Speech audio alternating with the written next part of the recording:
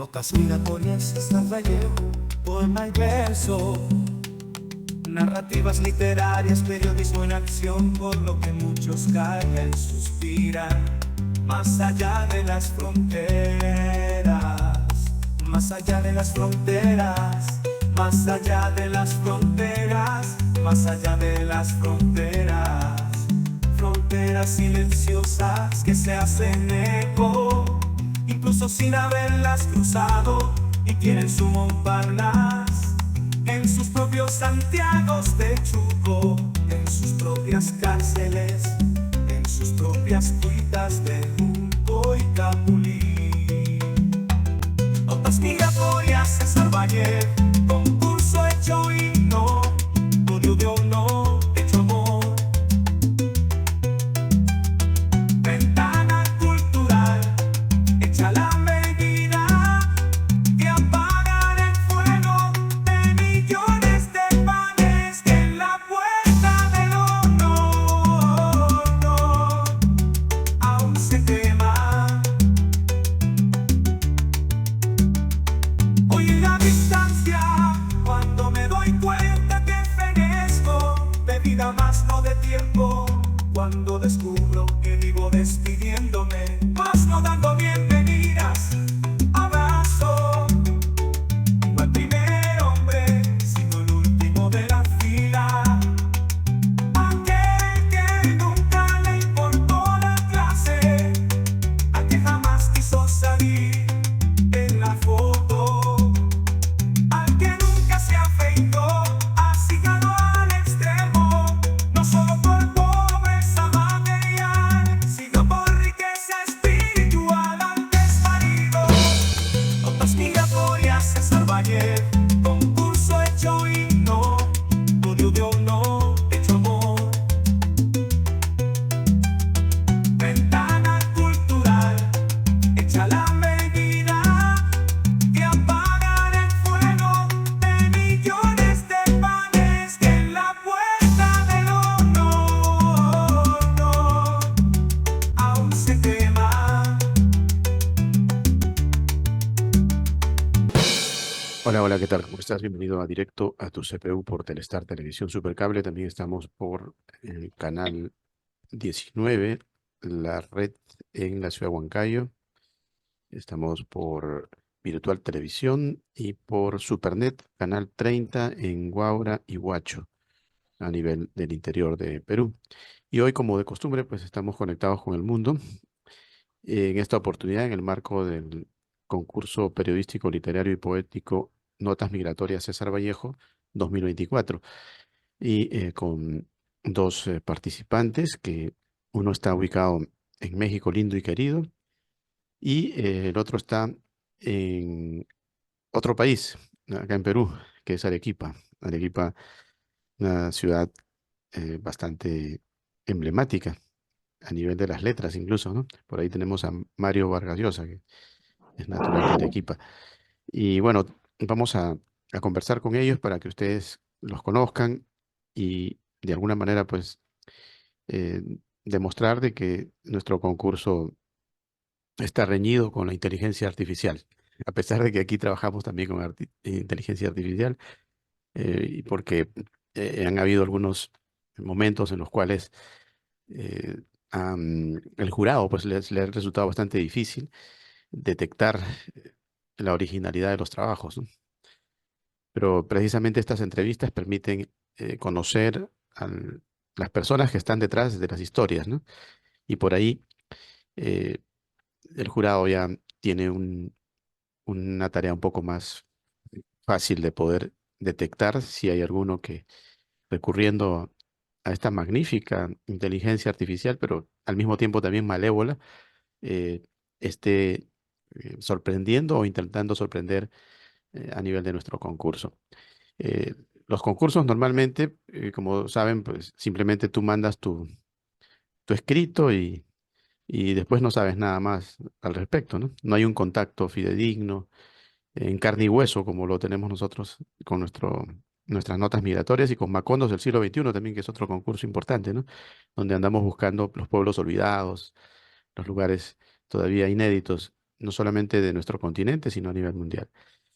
Entonces, esta es una situación que a nivel de nuestro jurado, pues cree que es de suma importancia, incluso antes de que apareciera la inteligencia artificial con la envergadura que actualmente está copando la escena, ya nosotros aplicábamos esta metodología, ¿no? De ir abordando a los que escribían los temas, ¿no? Como adelantándonos a los tiempos que ahora ya pues están cada vez más abruptos en torno a lo que significa la originalidad. Hasta presidentes de la República pues escriben libros fantasmas, ¿no? Y luego cuando le preguntas qué fue lo que escribiste, pues no saben, no se acuerdan, eh, y no ponen incluso las fuentes y finalmente pues se detecta que son fraudes. Pero bueno, esa es parte de nuestra historia, lamentable, a la que tenemos que abordar. Tenemos que ser optimistas también, ¿no? Porque dentro de la tecnología siempre se crean las cosas, creemos, al menos para bien. Allá aquellos que para mal la utilizan, ¿no? Ese es el gran detalle. Y bueno, vamos a intentar luchar contra aquello. Bueno, vamos a saludar en primer lugar a Miguelito, Miguel Teposteco. Tu apellido suena un tanto azteca, ¿no? Un tanto mexicano neto. No sé si será así. Coméntanos un poco, Miguelito, cómo llegas a Notas Migratorias. Bienvenido y gracias por participar. Muchas gracias, Jorge. La verdad es que llegué por el anuncio clásico de Internet, ¿no? Que hay en las páginas de convocatorias. Y respecto a mi apellido, sí, es de una región aquí que se llama Morelos y pues se conoce mucho, ¿no? Es la región el Cerro del Teposteco, ¿no? Entonces, pues sí, sí tiene algo que ver con lo nahua y con la herencia indígena. Se podría decir que eres un nahua original, ¿no? Algo así, ¿no? O sea, tienes una descendencia directa. ¿Has hecho el árbol de tu apellido, no? Hasta donde sé, mis abuelos sí tienen como alguna conexión directa, pero no me atrevería a decir que o sea, yo ya estoy muy diluido, ¿no? O sea, sí, sí, estoy Muy, muy orgulloso y estoy muy consciente, ¿no? Pero digamos, yo soy, digamos, un chico de otro tipo de aires. muy fusionado, ¿no? ¿No? Sí, pero Es me encantaría. inevitable, es Sí, no, inevitable. ni modo. Bien, bueno, vamos a saludar también a Ray, que se encuentra en Arequipa, en la incontrastable ciudad de Arequipa, para que nos comente cómo él llega a Notas Migratorias y de qué manera, pues, él también está identificado con Arequipa. ¿Eres arequipeño neto, Ray, o te fuiste a vivir por allá? No sé, coméntanos al respecto. Sí, definitivamente soy netamente arequipeño y como tal me siento muy orgulloso. Arequipa es una ciudad hermosísima, con una gente muy amable, muy calurosa. El clima también es estupendo aquí en la ciudad. Y pues bueno, acerca de cómo entré al concurso, este, mm, estaba, como quien dice, buscando información y en eso me salió un aviso acerca del concurso. Entonces decidí participar porque hace bastante tiempo que no participo en este tipo de concursos. A mí me gusta siempre estar al tanto de estos eventos. Más que todo también como soy docente de área de comunicación en el secundario, tengo que estar siempre tratando de mantener siempre la mente fresca, mantener la mente activa. Ah, bien, bueno, coméntanos ahora, para el caso de Miguelito. Miguel, tú nos haces una narrativa un tanto ubicada entre, entre tus orígenes, ¿no? Y esa pelea, ese enfrentamiento, ese encontronazo con el mundo que vino de ultramar y la actualidad, ¿no? Que hasta cierto punto se repite a nivel de lo que ya tú le pones, por ejemplo, radares, y lo cual nos indica que estamos en la actualidad también, ¿no? ¿Qué nos puedes comentar sobre aquello? Pues es parte de estos géneros de ciencia ficción de historia alternativa, ¿no? Es un poco en la idea de que la historia en la narrativa nos permite pues ubicar eventos que ocurren, o sea, que ocurrirían en 1521, meterlos en otra línea temporal, ¿no? Entonces, yo imaginé, desde hace mucho tiempo estoy como haciendo pequeños cuentos donde ubico sucesos pues en otras líneas temporales, ¿no? Siempre bajo la pregunta de qué hubiera pasado si los mexicas y otros grupos indígenas hubieran ganado la guerra, ¿no? Entonces, como parte de un proyecto un poco más grande, pues hago como narraciones sobre qué pasaría, ¿no? O sea, en este universo hipotético, ¿no? Entonces, este cuento que narro es, digamos, una línea temporal dentro de ese universo, pues donde Tenochtitlán cae, quién sabe en qué otra parte del tiempo, ¿no? Donde ya hay una tecnología digital, ¿no? Y donde los mexicas, pues ahí tienen ya tienen su clásico poderío sobre territorios y los conquistadores no se sabe si son españoles o no, pero pues la ciudad vuelve a ser conquistada, quiera o no. Ajá. Dentro de esa temática, eh, cuando conversas, por ejemplo, con la gente que todavía puede existir, ¿no? Y ya que tú tienes incluso el apellido, eh, ellos, claro, desde un punto de vista de voz a voz, muchos de ellos no estudiaron como para la narrativa, ¿no? Pero son expertos contadores de historias de aquellos tiempos, ¿no? Hay todavía algunos que pueden uno abordar o ya comenzó la extinción y estamos llegando al final y no se encuentran personajes así como para quizás encontrar algunos apoyos para nuestras historias, para nuestras creaciones. La verdad es que en México hemos tenido un desarrollo histórico muy opresivo hacia los pueblos indígenas, pero al mismo tiempo también hemos tenido una historia de resistencia muy, muy importante, ¿no? Es decir, los pueblos indígenas no son solamente eso que quedó atrás, ¿no? Sino que son pueblos vivos, ¿no? Son pueblos que se encuentran en las ciudades. Yo he trabajado como periodista más de una década y he encontrado siempre comunidades, ¿no? Que defienden su idioma, defienden su cultura, ¿no? Y pues se desarrollan, ¿no? En un presente pues que se actualiza y que actualiza sus costumbres. Entonces, se siguen encontrando pues esa oralidad y esa escritura, porque también hay muchos escritores nahuas, escritores mixtecos, ¿no? Escritoras y escritores que están desarrollando en tiempo presente esos textos y pues yo agrego solamente una parte de esa metahistoria, ¿no? También un poco pues también recordando las raíces, ¿no? Mis propias raíces. ¿No? Coméntanos un poco sobre el lago de Texcoco, creo que se llama, ¿no? Y también por ahí ubicábamos algo que tiene que ver con macahuit platinado. ¿Qué significa un macahuit platinado? No sé si estoy pronunciándolo correctamente. Sí. Bueno, el lago Texcoco es un lago que ahorita hay todavía algunas zonas, algunos cuerpos de agua en la Ciudad de México, pero antes el lago de Texcoco era el lugar donde se hallaba Tenochtitlán, ¿no? O sea, cuando en el extranjero, supongo, ven como las fotos de cómo era la ciudad de Tenochtitlán, pues la ven como casi flotando, ¿no? O sea, bueno, que está más bien sostenida estas islas artificiales, ¿no? Que habían hecho los mexicas.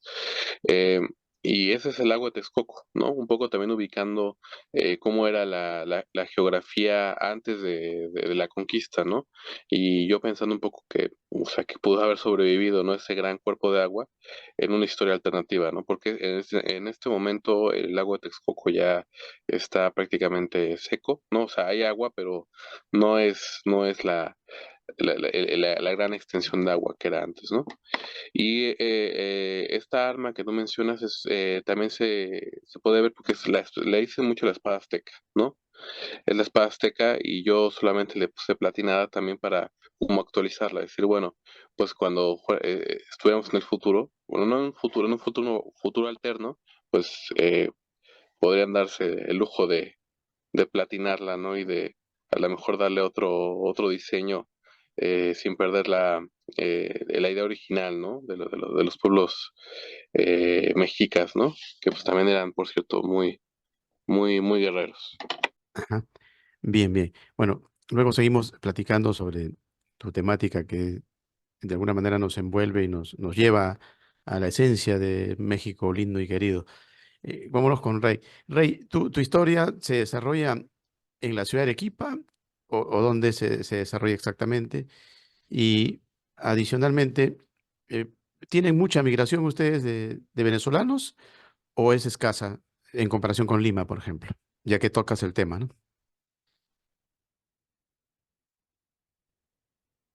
Vamos a ver si Rey nos parece que se le colgó la señal a Rey. Recuerden que él está en la Ciudad Blanca, allá en Arequipa. Sí, creo que está colgada su señal. ¿Estás ahí, Rey?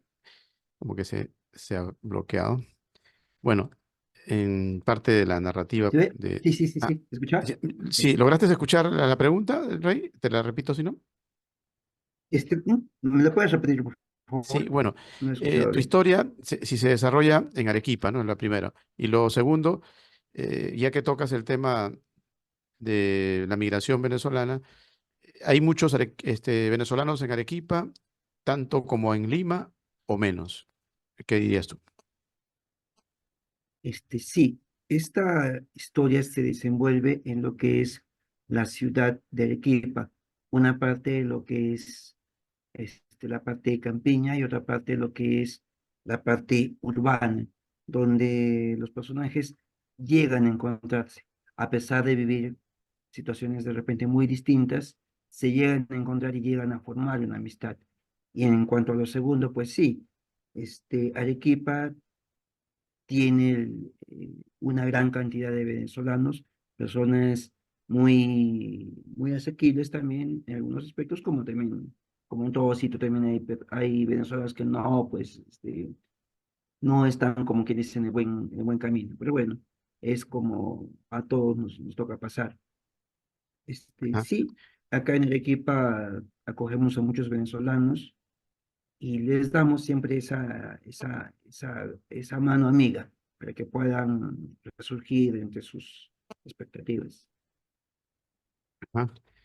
En la historia que nos relatas, prácticamente es una anécdota tuya, ¿no? En torno a lo que significa la solidaridad, a veces y el ejemplo que no lo encontramos en personas que aparentemente no nos tienen nada que aportar, pero resulta que si los abordas, descubres que pueden ser ejemplares, ¿no? Y pueden darnos lecciones.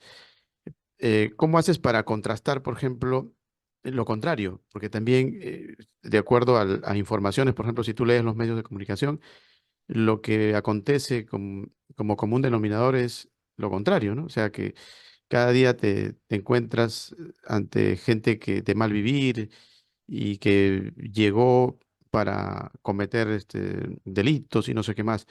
Entonces, ¿cómo haces tú tú que conociste o conoces en este caso a personajes como el que nos relatas, que valen la pena ayudar o valen la pena ser amigos? ¿Cómo haces para equilibrar la balanza, ¿no? Es difícil, ¿no? Porque lo otro también es totalmente cierto, ¿no? Y no es cierto en literatura, porque por ahí hay cadáveres incluso, ¿no? Dejados ¿Ya? por estos personajes. ¿Qué podrías decirnos al respecto? Así es, en el caso de los personajes, se ve de que Humberto, que es el personaje que nos da la historia, está pasando por una situación muy precaria y necesita a alguien que lo ayude en ese momento. Entonces va y busca a diferentes personas para que lo ayuden. Sin embargo, el único que llega a apoyarlo es Tony Rey, que es el venezolano, que siente una compenetración con el visitante y entonces lo ayuda, entonces lo protege. ¿Por qué? Porque esta persona también pues ha venido hace un par de años y ha tenido ese olor por dentro. Es una persona con principios, una persona noble, una persona que se aleja de repente de una realidad mm, se está viendo hoy en día en la sociedad, pero que sí. yo pienso de que a estas personas que migran a nuestro país, también hay que darles la mano, porque ellos también tienen ese sentimiento de bondad, tienen ese sentimiento de nobleza y tienen sobre todo ese sentimiento de superación. Quieren salir adelante a pesar de las vicisitudes por las que puedan pasar. Ujú. Bueno, y lo más importante sería no generalizar, ¿no? Resulta difícil a veces, resulta difícil porque los cuadros son bastante espeluznantes, ¿no? Con lamentablemente la conducta contraria.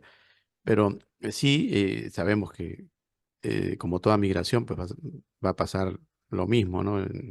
Gente que pueda venir de Europa, por ejemplo, que son ejemplares acá en Latinoamérica, y otros que son como los conquistadores, ¿no? Los que narra Miguel, ¿no?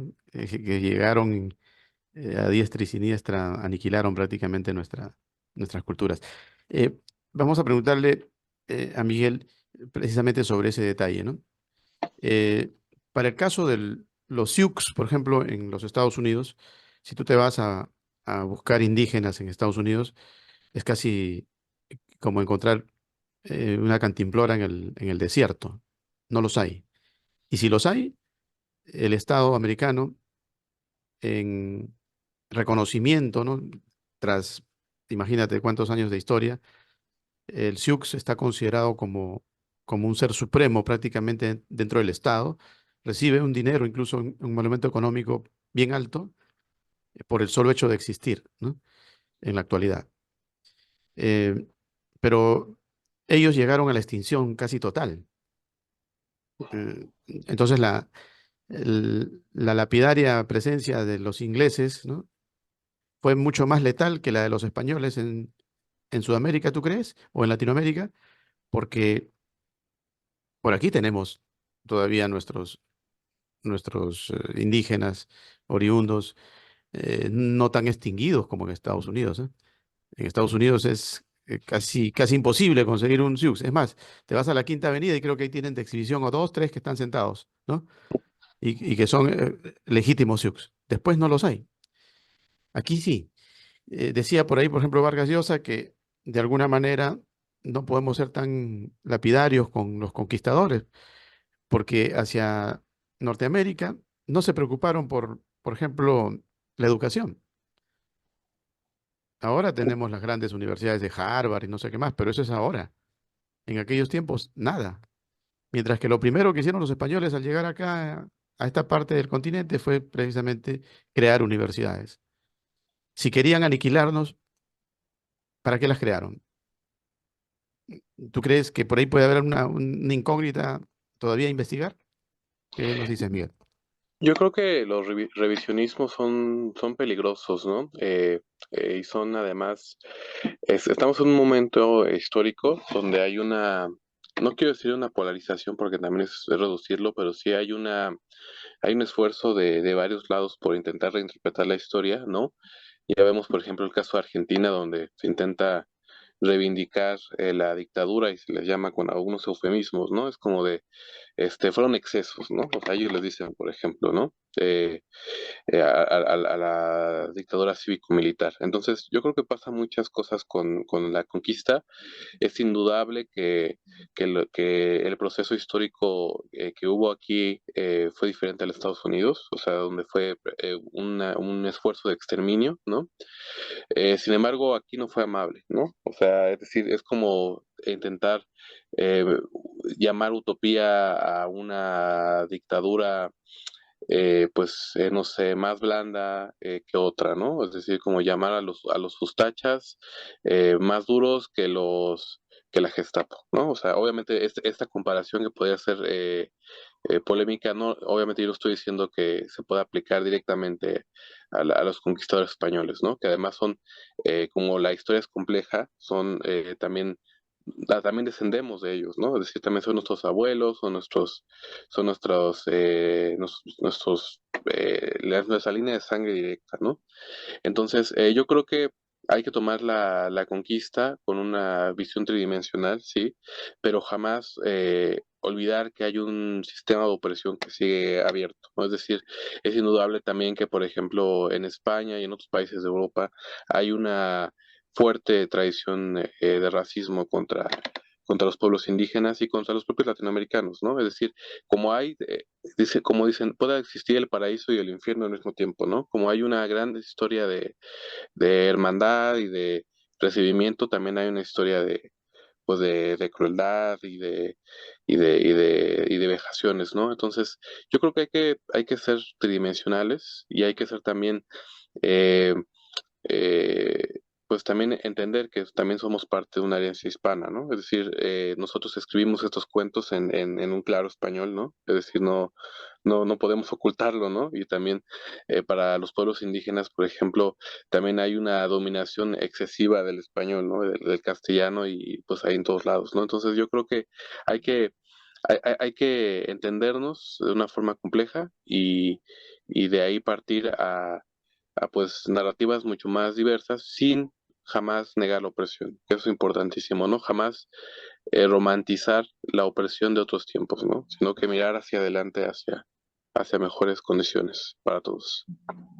Ajá. Y Miguelito, ¿tú dominas el náhuatl o alguna lengua originaria de tu país o no?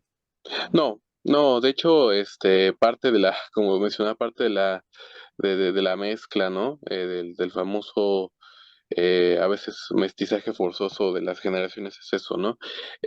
Obviamente, si tú has venido a México o si alguien ha venido a México, sabe que hablamos nosotros, sobre todo en el centro, una mezcla de náhuatl con español, con inglés, ¿no? Entonces siempre estamos hablando de Coyoacán, estamos hablando de Pantitlán, estamos hablando de palabras que son directamente el náhuatl, ¿no? Y también convivimos constantemente con la cultura de los pueblos indígenas, ¿no? Es decir, en la comida, ¿no? En nuestras expresiones, incluso nuestras expresiones eh, de amabilidad, ¿no?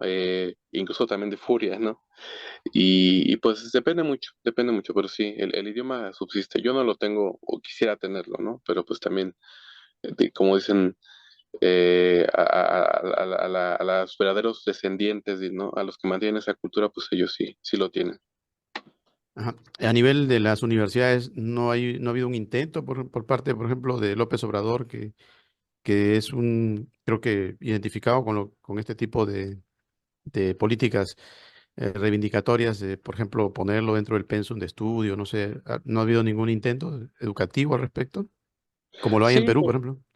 sí lo hay, pero bueno, o sea, hay una larga historia de estudios, y también haciendo un poco como es abogado del diablo, en las universidades de hace mucho tiempo, ¿no? Desde la época de Colonia, también para rescatar el náhuatl, para darle pues una literatura pues ya sostenida, ¿no? Dentro del cuerpo académico y de otras lenguas indígenas. López Obrador, pues se ha centrado en reivindicar, también un poco yo creo que excediéndose del otro lado, ¿no? Es decir, también romantizando, pues a la mejor tapando la historia, ¿no? Es decir, no haciendo cosas concretas como diciendo pues también que los pueblos indígenas tenían defectos, ¿no? Tenían serios problemas sociales, ¿no? Es decir, también parte de la demagogia política es eso, ¿no? Es como intentar torcer la historia dependiendo del lugar donde estemos, ¿no? O sea, si Milei la tuerce de un lado, López Obrador la tuerce del otro, ¿no? Em, pero sí hay esfuerzos, ¿no? Hay esfuerzos que hay muchos premios, por ejemplo, hay el famoso Nezahualcóyotl, que es un premio para lenguas indígenas, ¿no?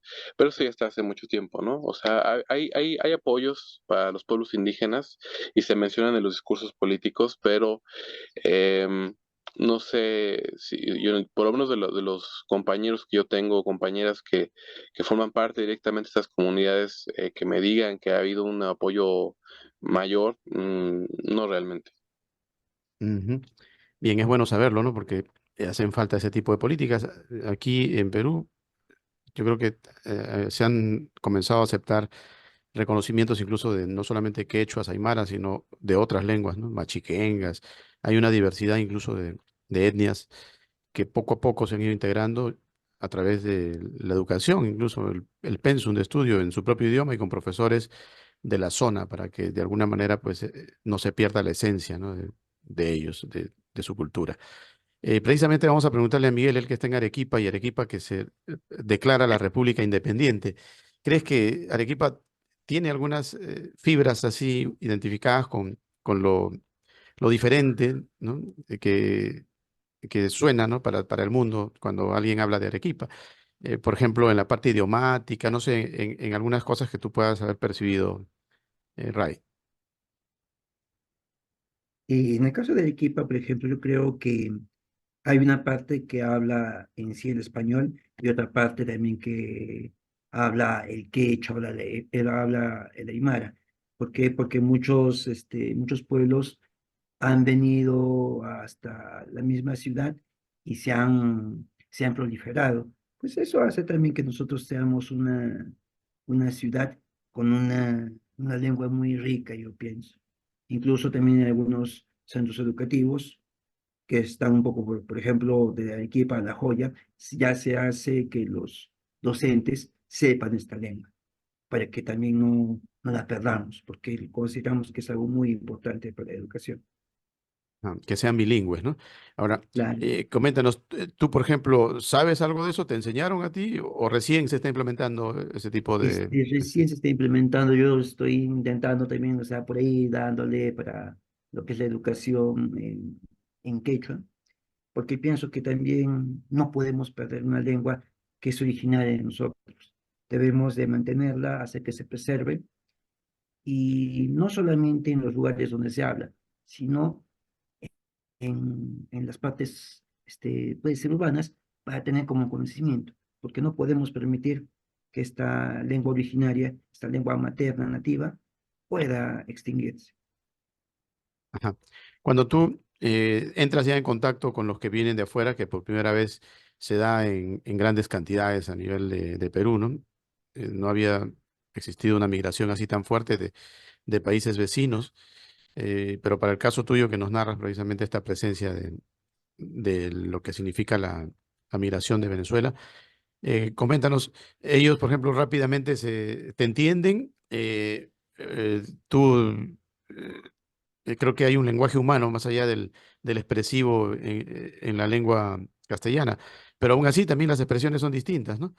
Las reacciones, ¿cómo ves ese contacto? Hay más alegría, incluso, por ejemplo, en el caribeño, ¿no? El peruano por lo general tiene tu semblante es más triste, ¿no? Más compungido, letargado, taciturno, meditabundo. El otro no, el otro está como con los ojos bien abiertos y literalmente, si tú lo ves, es como si fuera un choro, ¿no? Pero los choros en Lima son así, ¿no? Miran para todas partes. ¿Qué Claro. nos puedes decir al respecto? Lo poco que he tenido el contacto con las personas de Venezuela ha sido por lo mío, de repente ha sido algo grato, ha sido no muy expansivo, pero sí ha sido algo bonito, donde he visto que la persona que ha estado cerca mía ha tratado de sobresalir adelante. Y sus gestos, su forma de ser, también es un poco distinta a la que nosotros tenemos, porque ellos de repente son un poco más pícaros, más risueños, tienden a predisponer un poco más la alegría. Y pienso que sí, nosotros podemos llegar a una aceptación en ese, cuanto a esa migración, siempre y cuando sea para propósitos de bien, claro está. Ah, en el fragor de tu narrativa, pues se ve que eh, hay poca solidaridad de parte de tus paisanos, ¿no? Cuando uno va en búsqueda de algún auxilio, de pedir algo, ¿no? El arequipeño es así, es duro para colaborar, decir, oye, mira, necesito esto, me está pasando esto, y todo el mundo es indiferente y tiene que ser un venezolano el que te auxilie, o tú crees que el arequipeño no le estás dando ahí duro a tus paisanos. ¿O estás exagerando? ¿O así son los arequipeños? Porque tienen fama de ser No, duros, ¿eh? Tienen fama de ser duros los arequipeños. no, al contrario, los ribeños somos muy calurosos, muy caritativos. ¿Y qué Por pasó ese ese día caso, entonces? como es una idea, un cuento ficticio, estoy colocándole un poquito más de cosas no tan reales como se da en la historia. Bueno, puede Mm, pasar de repente que nosotros contamos a un amigo, a una persona que de repente nos puede apoyar. y no nos apoya en ese momento. Entonces surge la situación de que la persona que menos tú esperas te brinda ayuda. Bueno, y yo pienso que eso puede suceder en cualquier momento. Ajá. Bueno, eh, aquella fama queda en duda. Pero vamos a seguir con otros participantes a ver si descubrimos la esencia del Arequipe. No, conocemos bastante familia, incluso tenemos que son bastante, eh, bueno, románticos. Claro. Por ahí están los yarabís, a veces son llorones, ¿no? Les gusta llorar, les gusta sufrir y gozan con el sufrimiento. Creo que son gente muy enraizada en lo que es la esencia de nuestra cultura, ¿no? Que es triste por lo general, pero es una tristeza poética, ¿no? Porque esos yarabís tienen poesía y es espectacular. Vamos a preguntarle, ya que hemos tocado temas relacionados con lo que eh, domina de pronto su temática, Miguel, en torno a la cultura.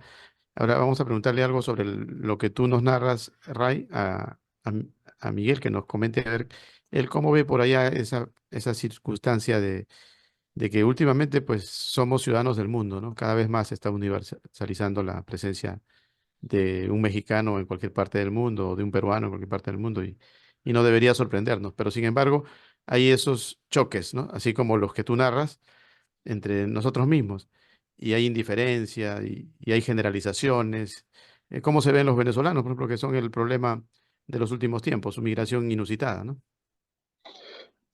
Sí, por ejemplo, aquí en México también hemos sido una nación históricamente compuesta y por muchas migraciones, ¿no? O sea, internas y, o sea, siempre que alguien me dice, es que o sea, es que siempre que alguien se queja de los migrantes, yo digo, pues tus papás eran migrantes, tus papás vinieron de un estado, seguramente, ¿no? A la ciudad o vinieron o sea, y tú checas tú observas la migración interna y es igual, ¿no? O sea, todo el mundo viene de otro lado y siempre con las mismas razones, ¿no? Para buscar mejores oportunidades, para buscar el pan, ¿no?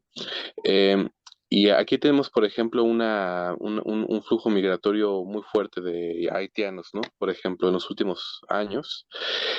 Tanto que yo seguramente, bueno, que yo espero que haya ya dentro de unos 10 años o 20 una generación de mexicanos haitianos, ¿no? O sea, que ya sea la mezcla y se van a hacer como cosas muy interesantes de gastronomía y cosas por el estilo.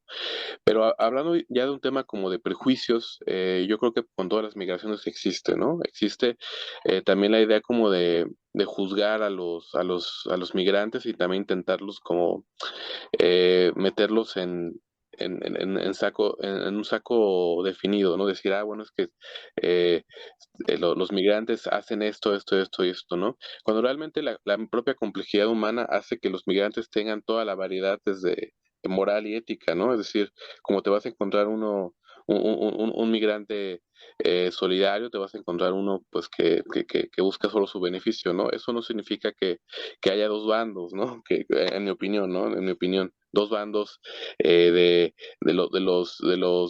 por ejemplo, los haitianos de bien y los haitianos de no bien, ¿no? O sea, simplemente son humanos y además el crimen y cosas como delictivas tienen que ver mucho también con la precarización de las comunidades, ¿no? O sea, cuando una comunidad sufre mucho, ¿no? Sufre mucho de corrupción, de violencia, de vejaciones de otros países y de su propio gobierno, empieza a florecer la violencia, ¿no? Y lo sabemos muy bien aquí en México, ¿no? Tenemos una larga historia de conflictos, ¿no? A veces también la percepción que tenemos de los migrantes está muy distorsionada a razón de color de piel, ¿no? O sea, por ejemplo, en México siempre se intenta decir que los haitianos vienen a invadirnos, pero cuando uno revisa las estadísticas de gente que está sin documentos aquí en México, ¿no? Que también es es una cuestión de un documento que te da, ¿no? O sea, bueno, la mayor parte de los indocumentados son estadounidenses, ¿no? Entonces, y por mucho, ¿no? O sea, creo que es una proporción, creo que de 8 a 1, ¿no? O sea, en cuestión con otros flujos migratorios. Entonces, yo creo que hay que reformar la perspectiva que tenemos de los migrantes, pues para darles también mayor oportunidad en el país, en nuestros países, y además redefinir lo que es una frontera, ¿no? Yo creo que es fundamental. Ajá. Bien, es la temática de los últimos tiempos, es prácticamente la parte migratoria. ¿Y cómo ves, tocando un poco la actualidad de México, ustedes siempre se han preciado de agarrar, por ejemplo, el uniforme mexicano típico de los charros con armas, ¿no? Y gritar a duras voces su esencia varonil, el machismo como tal. ¿Cómo ves ahora que están a puertas de elegir a una mujer? Da la impresión, ¿no? De que una mujer va a ser la próxima sucesora de Andrés López Obrador. ¿Qué nos puedes comentar sobre eso? Pues es prácticamente un hecho, ¿no? O sea, digo, eh,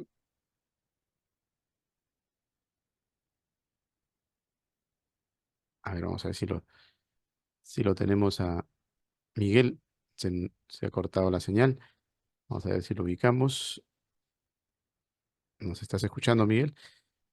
Recuerden que estamos en vivo, directo desde México, con nuestro participante de Notas Migratorias, César Vallejo 2024, y también con Ray López desde la ciudad de Arequipa, la ciudad blanca de Arequipa, y siempre pues con la revisión de lo que significa, más allá del texto que ellos envían, el, el componente de información que pueda arrojar como aporte para nuestra sociedad. Bueno, se nos cayó por ahí Miguel. Vámonos con Ray. Ray, ya que estábamos conversando sobre la temática política, ¿no? Que arroja de pronto el, el tema actual allá en México. Coméntanos un poquito cómo consideras tú, no tanto la política, sino la parte de nuestro concurso. El nombre de César Vallejo tiene el concurso Notas Migratorias César Vallejo. ¿Qué nos puedes decir? ¿Has leído a Vallejo? ¿Cómo lo consideras? No sé si nos puedes dar algún dato al respecto. En cuanto a lo que me mencionas de Vallejo, pues es uno de mis escritores favoritos. Es un escritor que narra esa soledad, esa angustia, esa tristeza de una forma tan hermosa que llega al alma de las personas. Es una persona que siempre ha demostrado que tiene un talento que puede ir mucho más allá que solamente el Perú, sino puede ir a Europa, puede Latinoamérica, etcétera.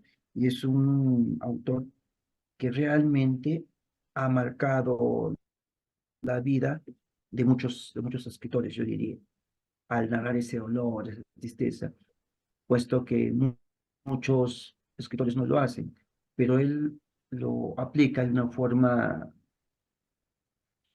también humana. Ajá. ¿Y cuál sería tu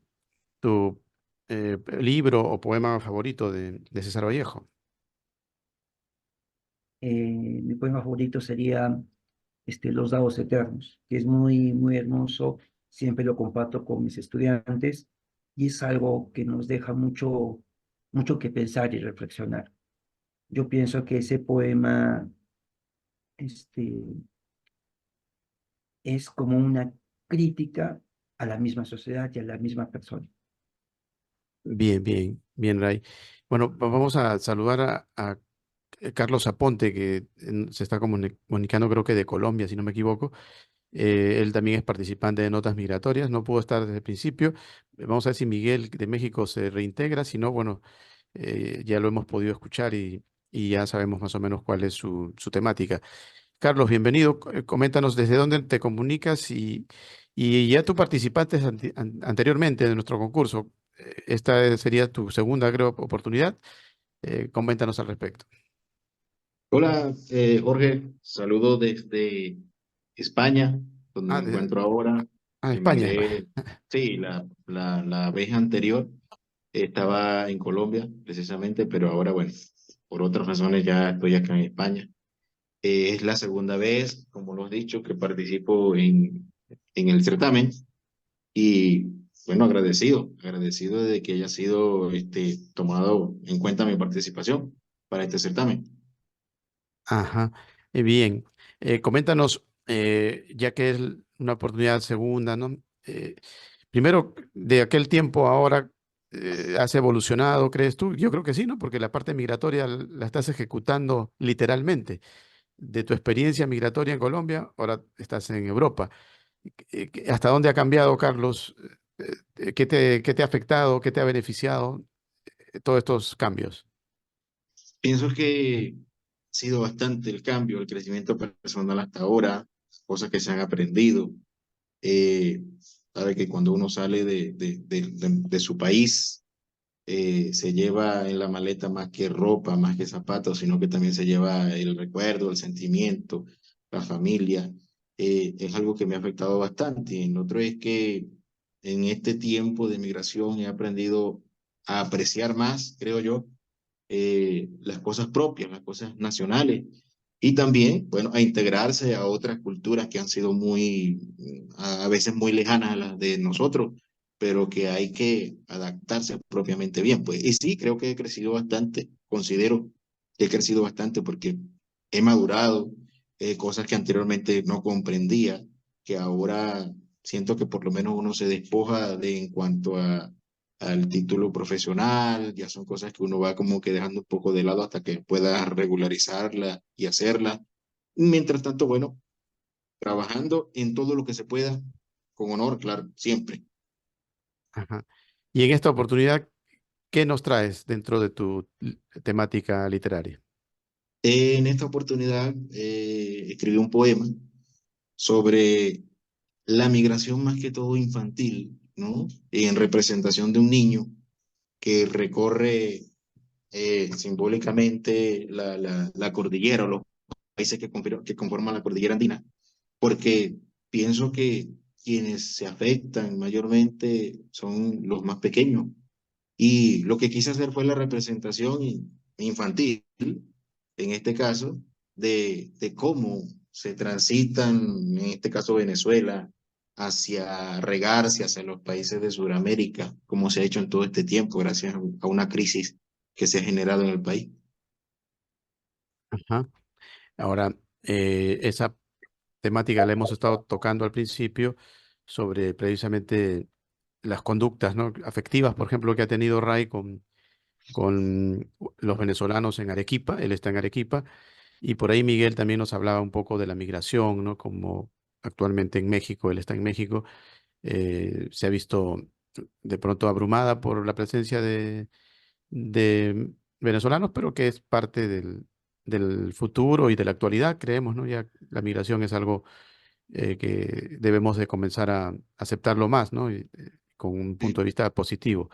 ¿Tú cómo te sientes cuando lees, tú como venezolano, Carlos, cómo te sientes cuando lees cosas negativas, ¿no? Lamentablemente, que están pasando, por ejemplo, en la Gran Manzana en Nueva York, conductas de algunos personajes que salen luciendo armas y cargando niños, diciendo de que no es necesario trabajar, que con el dinero que les da él no tiene por qué trabajar, lo que tienes que tener un hijo y se acabó, con eso resuelves tu vida en los Estados Unidos.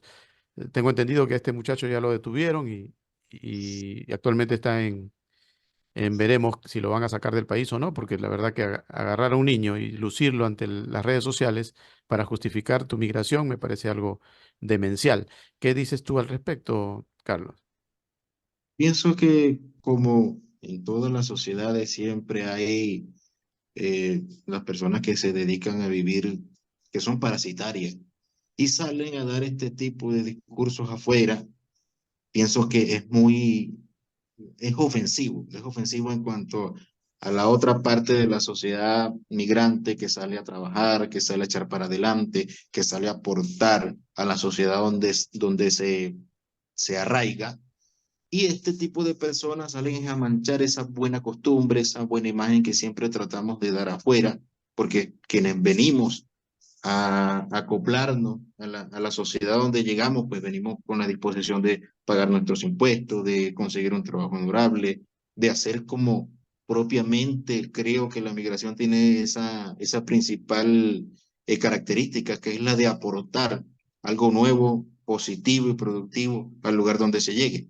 A estas personas que salen de allá de Venezuela con la actitud de delinquir, con la actitud de dañar más bien el lugar donde llegan, siento que da mucha vergüenza porque a veces cuando uno sale a la calle, donde ellos han llegado a hacer daño, entonces uno siente que como que la sociedad está viendo mal a una persona por una nacionalidad.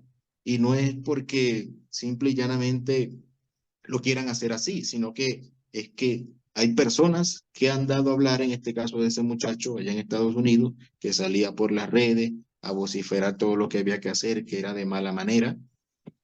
Y pienso que estas personas, como lo malo, siempre repercute más rápidamente sobre lo bueno.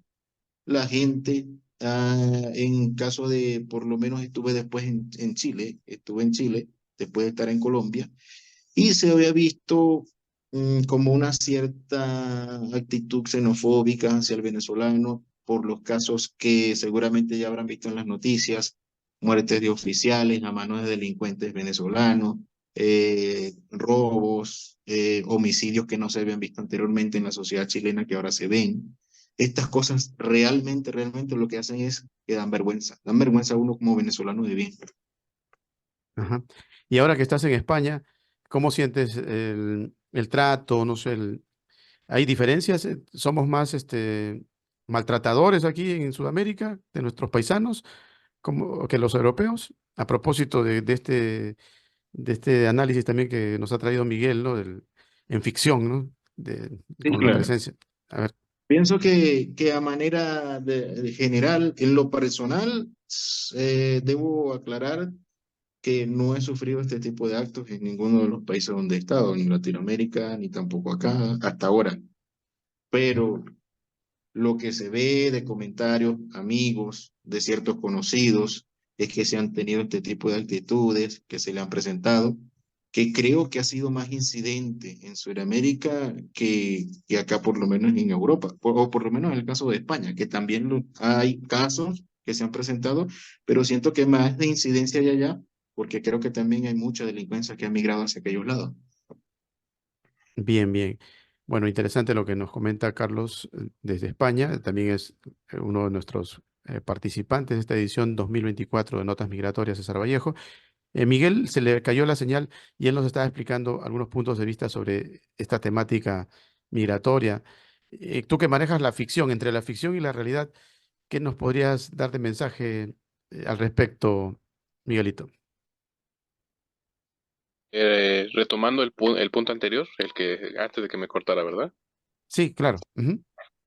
Este, bueno, sobre todo de la migración, bueno, apuntando un poco lo que dice Carlos, yo sí creo que hay eh, hay una xenofobia muy marcada, ¿no? También se le pide mucho al migrante que sea perfecto, ¿no? O sea, que sea como, que sea totalmente recto y puro, ¿no? Y que además se levante todos los días a las 5 de la mañana a trabajar, ¿no? Y que, o sea, como que demuestre sus credenciales, ¿no? Somos muy nacionalistas a la mala en ese aspecto, ¿no?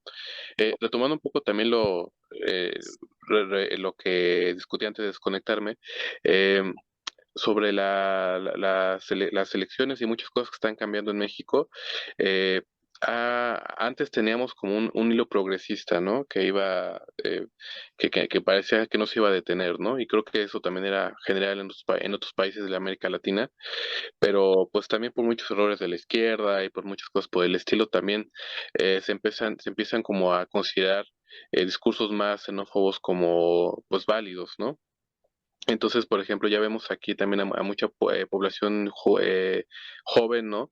Que intenta justificar pues ideas de odio y de expulsión hacia los migrantes, ¿no? Entonces yo creo que a través de la ficción podemos también mostrar un poco los contrastes, ¿no? Y también, pues, seguir a toda esta línea de libros y de películas y de otros productos culturales que hablan sobre los problemas de la migración, ¿no? Que nosotros entendemos mucho, ¿no? Como bien lo dijo Carlos también, y como mencionaba sobre en Estados Unidos, ¿no? Que hay como gente que nos da vergüenza, ¿no? O sea, también mexicanos que hacen unas cosas terribles, ¿no?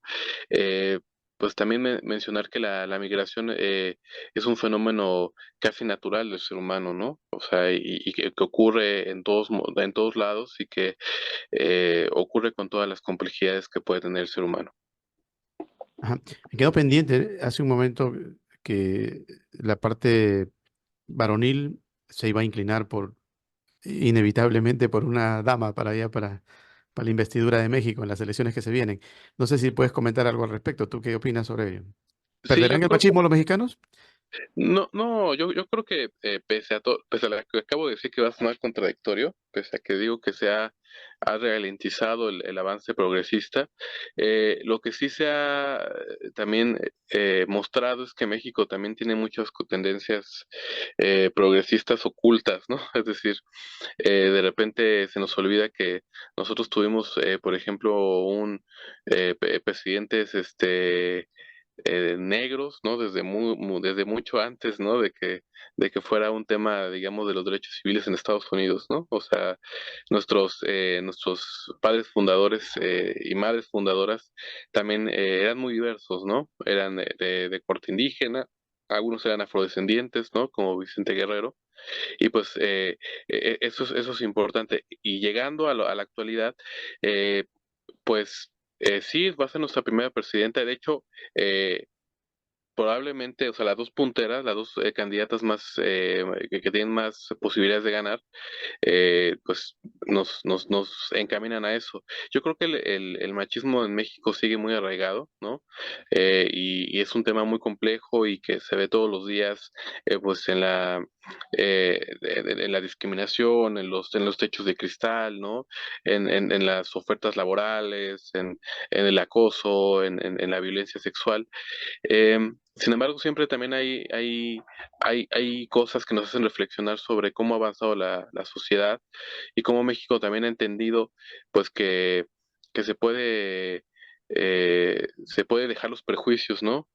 Para llegar a nuevos a nuevas posiciones políticas, ¿no? Yo creo que estamos muy ilusionados, muchas personas, con que llegue una mujer a la presidencia, ¿no? Sobre todo porque sería la primera mujer presidenta no solamente de México, sino de América del Norte, ¿no? Es decir, ni en Canadá ni en Estados Unidos ha habido como algo similar y también eso habla de un país que ha tenido una madurez política y democrática que pues nunca imaginamos que podía alcanzar. Ajá. Y quizás las mujeres sean más machistas que los hombres, dicen algunos, ¿no? Dice, No, cuando venga un niño, dicen, caramba, no se llora, hombre, ¿no? ¿Cómo vas a llorar? Los hombres no lloran, ¿no? Y por ahí nos dan nuestra lección machista y nos hacen más fuertes de pronto.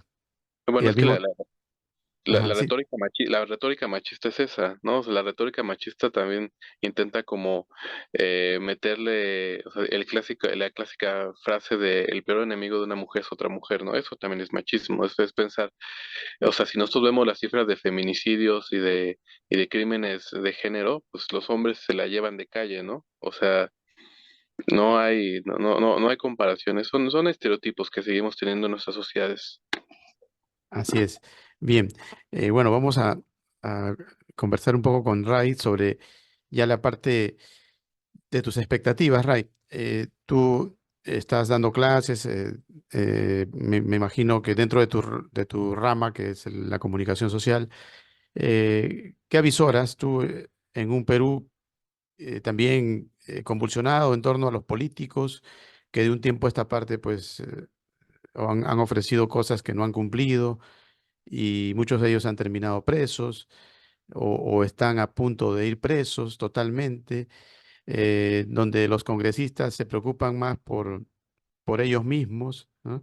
Y se creen dueños absolutos de un poder incluso para trabajar con sus secretarias o sus asistentes y sacándole provecho al máximo a su investidura, pues le piden dinero supuestamente para obras benéficas cuando eso va a su bolsillo o cosas por el estilo, donde los gobiernos regionales incluso han defraudado también, ¿no? Muchos de ellos se pensaba que la descentralización podía ser la solución, pero grandes supuestos líderes han terminado también cuestionados o prófugos.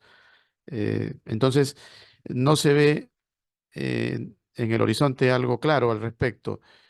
Tú desde tu palco de clases y de estudio, ¿cuál es tu reflexión en voz alta y qué aspiras, ¿no? ¿Qué aspiración tienes en torno a tu futuro? Tú estás joven todavía, Ray.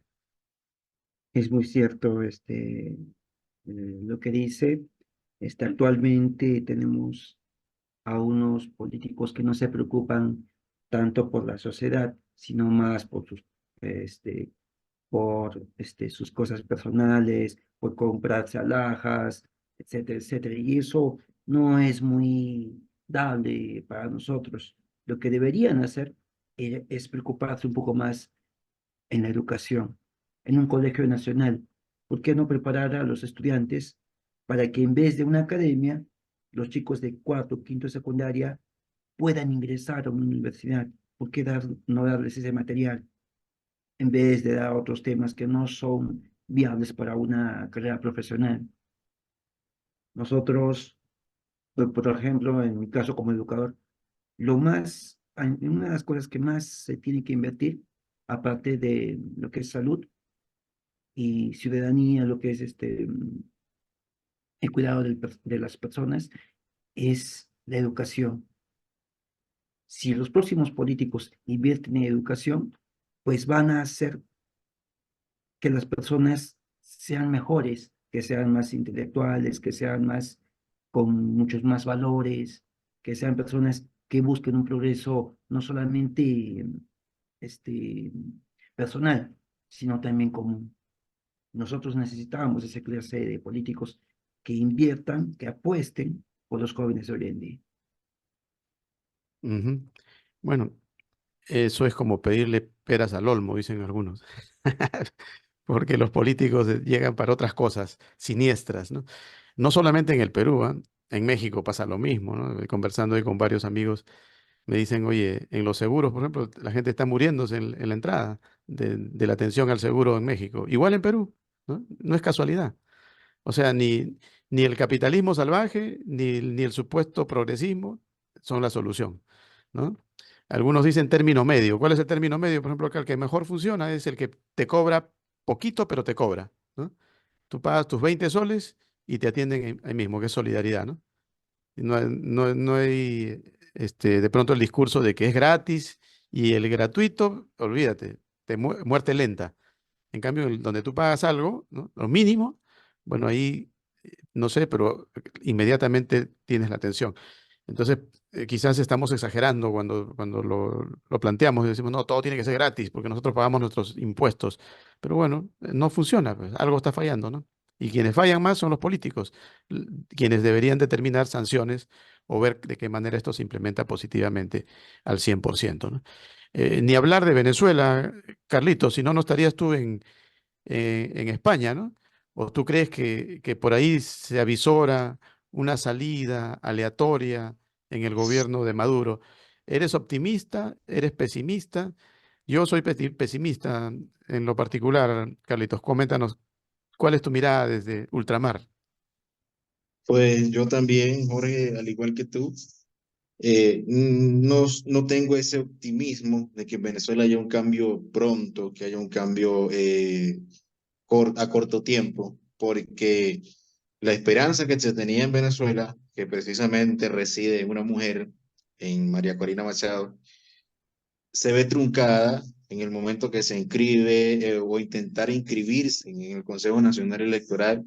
Ya sabemos que no se inscribe por unas sanciones que le habían impuesto, presenta a su candidata, pero tampoco la inscriben porque no le habilitan la página al momento de que le tocaba inscribirse.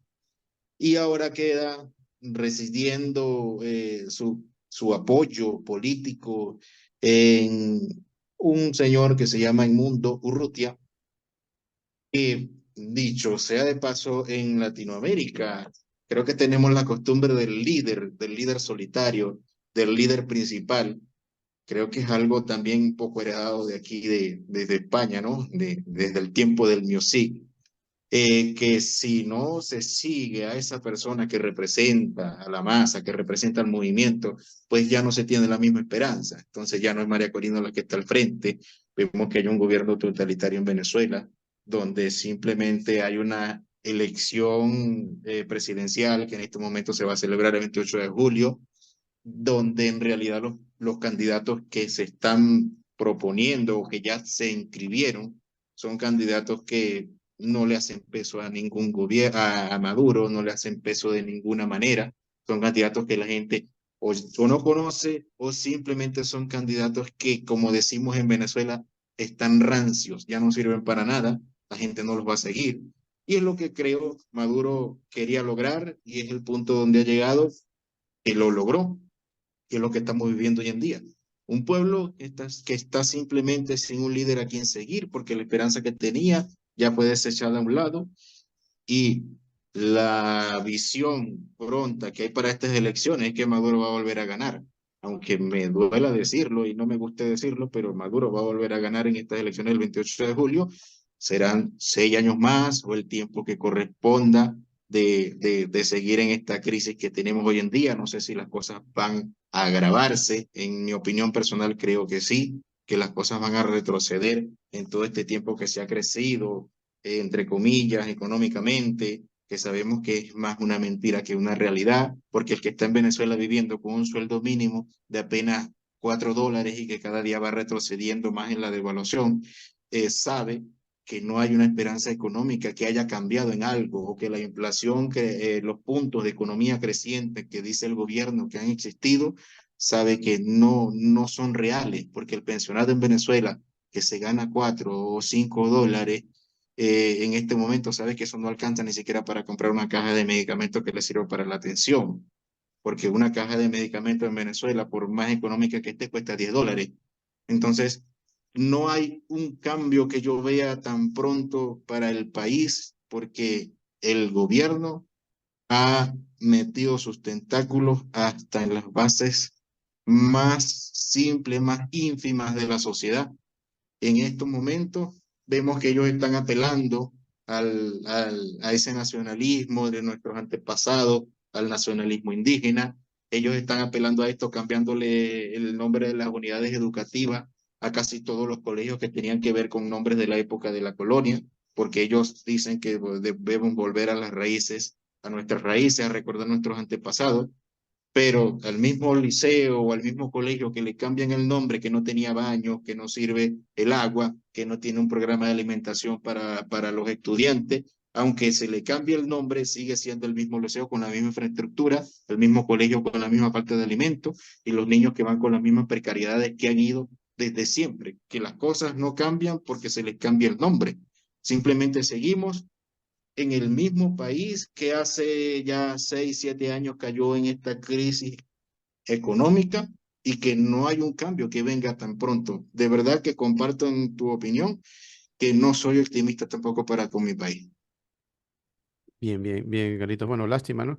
Que pase esta situación, pero vamos a estar a la expectativa siempre del desarrollo, ¿no? Del acontecer en la hermana República de Venezuela, porque creemos que es necesario que de alguna manera pues nos enteremos de primera fuente de lo que pasa internamente en la hermana república. Es difícil de tener incluso información de primera fuente, ¿no? Por todo el cerco que lamentablemente tiene el sistema de Nicolás Maduro.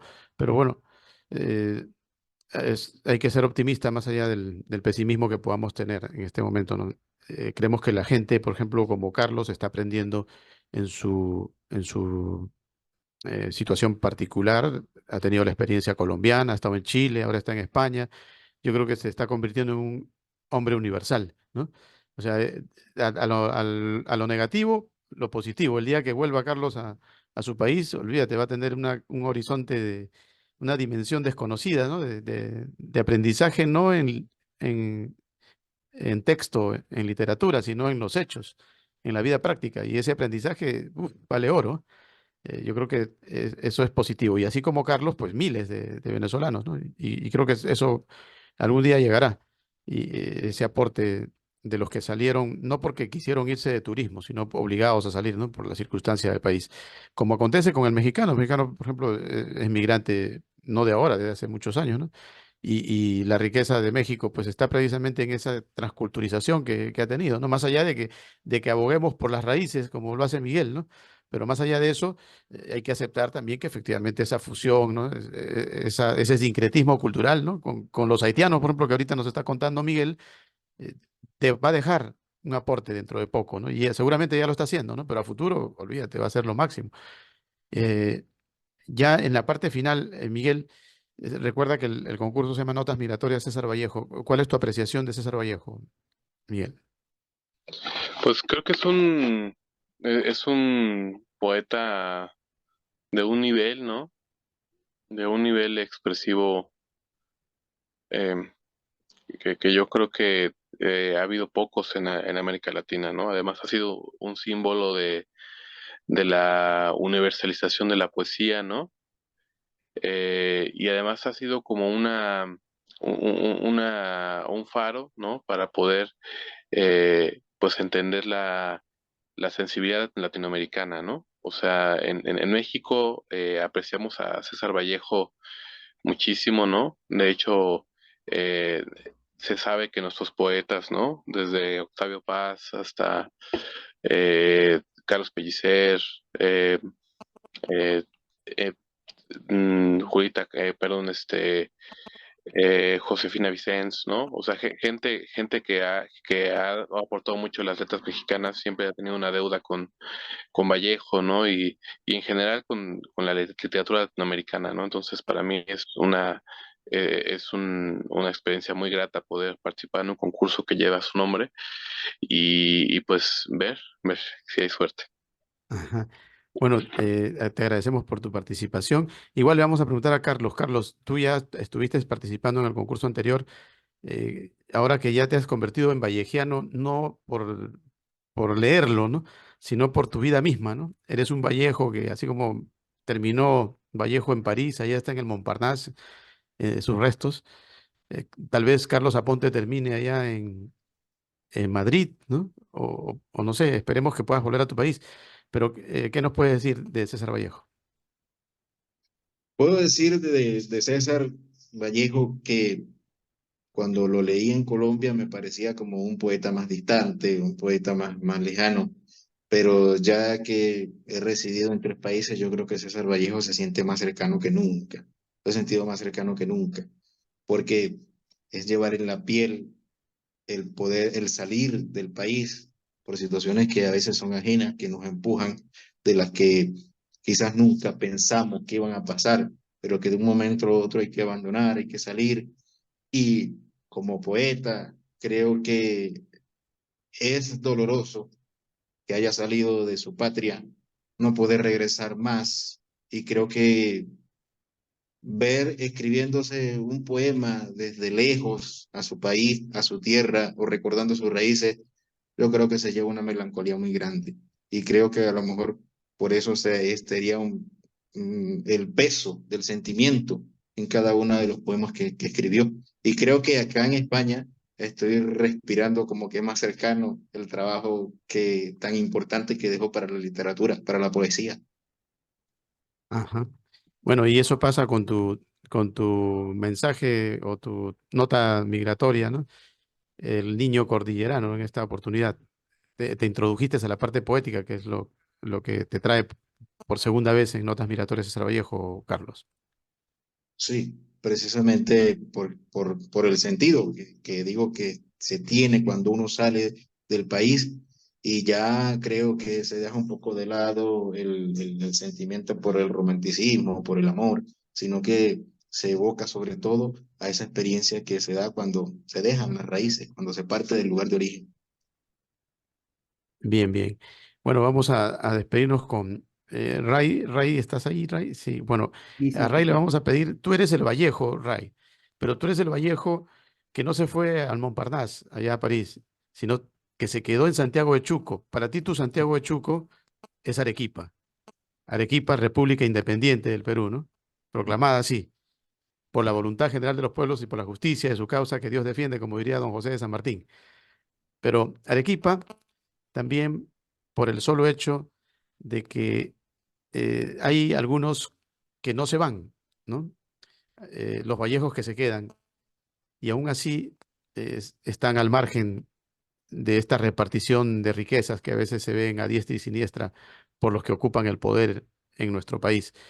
¿Cuál sería tu reflexión final y a dónde lo llevarías a Carlitos si viene ya de Madrid y a Miguelito si te viene a visitar?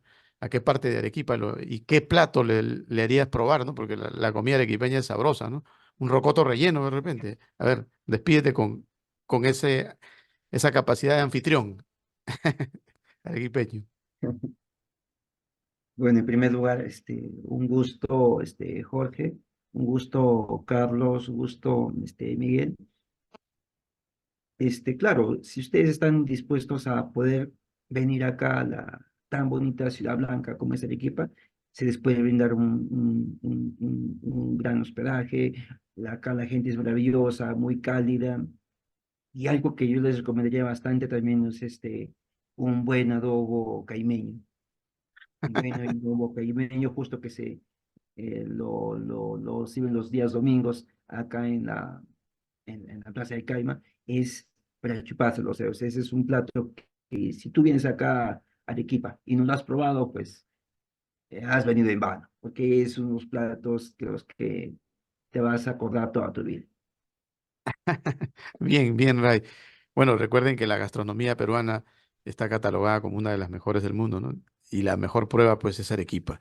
Aparte bueno, cualquier parte del Perú, no sé, hay magia en las manos de las mujeres y últimamente de los hombres que se han vuelto chefs, ¿no? Está de moda también que los varones estén detrás de la cocina, de la gran cocina, ¿no? A nivel internacional. Bueno, Carlitos, la mejor de las suertes en tu estadía ya en Madrid. Vamos a seguir conversando contigo seguramente en el transcurso del concurso. Recuerden que el concurso recién, el veredicto lo vamos a tener en diciembre, ¿no? Los semifinalistas creo que es en octubre, septiembre, no me acuerdo exactamente, en las bases lo dice. Y luego de las semifinales, pues viene la parte final ya. Y el veredicto final el último día del año, el 31 de diciembre, ¿no? Esperemos que uno de ustedes esté en ese podio de honor. Gracias, Miguel. Siempre identificados con México lindo y querido. También su comida muy, muy sabrosa. Claro, no como la comida peruana.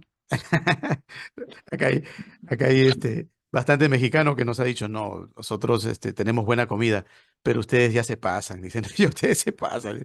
No sé de dónde sacan tantos platos, demasiada cantidad de platos. Pero bueno, es parte de la variedad que se tiene en la cultura, ¿no? Quizás la fusión también, ¿no? Lo afro, lo indígena, lo español, lo asiático. Acá tenemos japoneses, chinos, ¿no? Que hacen, por ejemplo, del arroz chaufa, unas comidas espectaculares, ¿no? Diferentes a las que normalmente se comen en otros lugares. Bueno, llegó el momento de decirles hasta la próxima. Recuerden que esto es por Telestar Televisión, Canal 3 del Supercable. También estamos por la red Canal 19 en la ciudad de Huancayo. A nivel de Huaura y Huacho, Canal 30 Supernet. Y por Virtual Televisión a nivel internacional. Gracias, Carlitos. Gracias, Miguel. Gracias, Ray. Un abrazo a la distancia. Felicidades. Hasta la próxima. Gracias.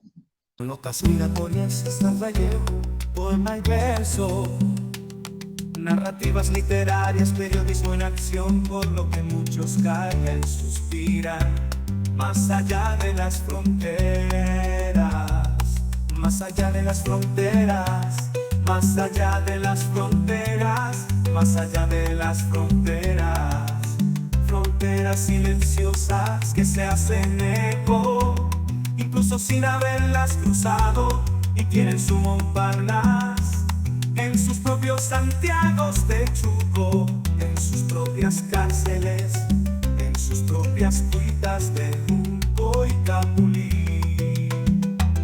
Notas migratorias, César Vallejo, concurso hecho himno, podio de honor.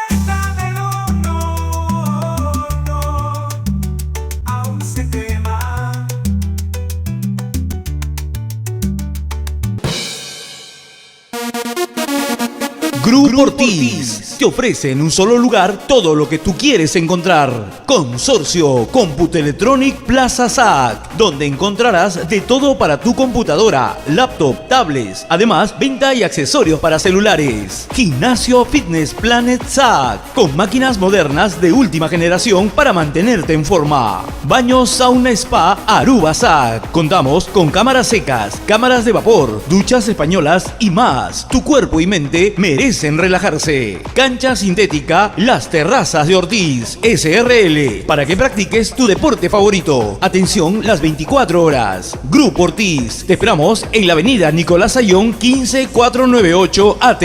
Grupo Ortiz. Come to the riverside.